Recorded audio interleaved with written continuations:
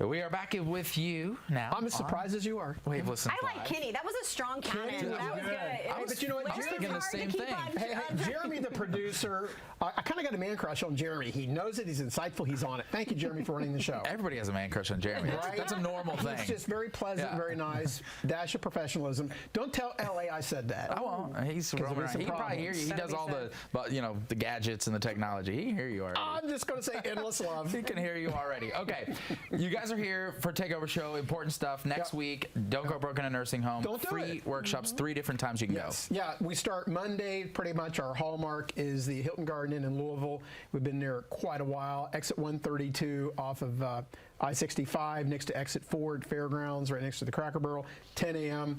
And then, of course, Tuesday we go north over to Clarksville, Indiana, sunny side of the river. And that's at the Hampton Inn on Broadway off Veterans Parkway. And then Wednesday, we're all pleasantly surprised. Boatloads of registrations for Seymour, Indiana. We're going up there. It's been about a year or so. We had to check and make sure the room was big enough in Seymour. Because we had so many folks coming in. Good issue to have. Yeah. That means people, they know they need this information. Yeah. And several farmers have called. I will be out before night because I startle the livestock. Do you? They don't want the milk will sour with the cows, so I get out. Is cow tipping still a thing?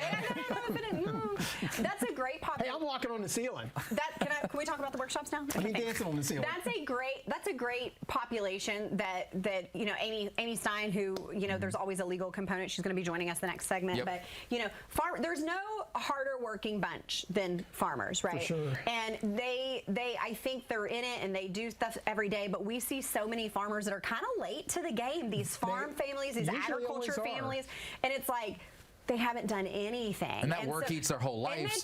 It does. And I mean, no fault of their own, right? They're the hardest working group. I can't make it to a workshop. I can't make it. What? Come out. I'm saying come out. Come out, because there's so much that we can do. And farm families and agriculture families specifically, a nursing home or a care issue it can be very, very devastating. And they're saying very easy peasy things that we can deal with on the front end for everybody, but specifically that population. And to that point, and this is really everybody, but certainly with the agriculture, the folks out in the rural areas working all the time. We had an appointment last Friday. The son called the Thursday before. We got to get the hay up. It's going to rain Saturday. Obviously, that's important. It'll mold otherwise. I'm a little bit of a farmer. Sure. But they're salt of the earth, and they're working that land. But we're so caught in working in our business, the farm or whatever. You've got to spend a few moments to work on your business or on your estate plan, because anybody, but certainly the farmers, the people working in the farms in the rural areas, they live by a handshake, and that's admirable, and we all try to do that, but the world really doesn't to a large degree. Certainly when you get into this stuff, where they're land rich and cash poor, and these guys and gals are stunned by the repercussions. So they've got to make an investment in time. They make an investment with their equipment, their family, their scheduling. They got to get to HAP when it's not raining, and I certainly understand that. But you've got to spend a moment to work on your estate plan, because no one else does. We spend more time on our grocery list, taking the girls to Girl Scout dinner and putting on their dress and going to the ball game, and all that, which is important stuff.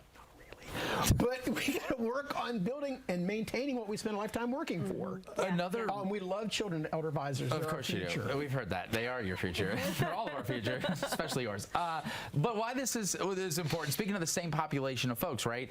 You talk about how there's options if you do some pre-planning, that maybe we say don't go broke in a nursing home. Well, maybe your plan is I don't want to go in the first place. And if you've had a rural lifestyle your whole life, that can be way more jarring than somebody who's already used to living maybe in a metropolitan area. Absolutely, for sure. And I love, listen here, I love don't go broke in a nursing home. Yeah, that's trademark. We love it. Don't go broke in a nursing home. Don't go broke in a nursing home. But the truth of the fact of the matter is, and we don't say this enough, so this is my mountaintop moment, the programs that we're talking about, the benefits that we're encouraging people to prepare themselves for, are available in the home, right? They're available in assisted living. So you don't have to go to a nursing home to reap the benefits of these benefits that we're talking about and trying to get folks to qualify for. And so we talked a little bit in the first segment about the way times are changing. the miracle of modern medicine is we're living longer, right? I was just literally out in the lobby and somebody was talking about a heart surgery and a pig valve and things like that. We're living longer. The beautiful thing about modern medicine is people are living longer, and that's great. But what that's done is that our health span is shorter than our lifespan. So your health span, that means you're healthy until a point, and then you're not healthy, but you're still living, and those years are so expensive. They're expensive for the farmers. They're expensive for people in the metropolitan. They're expensive, and that's what we're trying to help against. And a little bit of pre-planning can prepare your family for that and yourself for that, and you don't have to worry about it. Also, in this part of the country where you guys are experts and where you serve, that lifespan to health span gap may be wider than anywhere else. Absolutely. I mean, absolutely. I mean, people are living in nursing, people from the living in nursing facilities or assisted livings.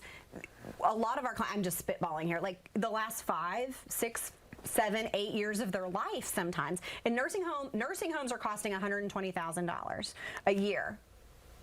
For 8 years, I mean, that's insane. Who has that money? And then assisted living is a little cheaper, right? So we're like, what, $5,000 or $6,000 a month for that? Less expensive. Okay, fine. Nothing's cheap in your life, right? You don't like Okay. Look, there's a very good reason for that. You know why? I'm a player. Go ahead, back to the show. Well, so this is a great example, right? We were talking about somebody's at home, right? Mom can't take her trash out anymore. She struggles to get to the end of the driveway to pick up her mail, and I'm not sure she's taking her medicine correctly. There are folks in the community that can help mom with that, but they charge about $30 to $35 an hour. Or you could qualify for benefits that cover those costs with a little bit of pre-planning. Right. So that's the importance of coming out to the workshop. Please come see us. And the second variable, we talked about the crisis planning. For husband and wife, we can protect pretty much all the assets. For a single person, we can still protect about half of the assets. Half of something's better than all of nothing. The second variable, the hands will go up, is pre-crisis planning. How many people have a loved one at home, trying to keep an eye on them and stuff like that?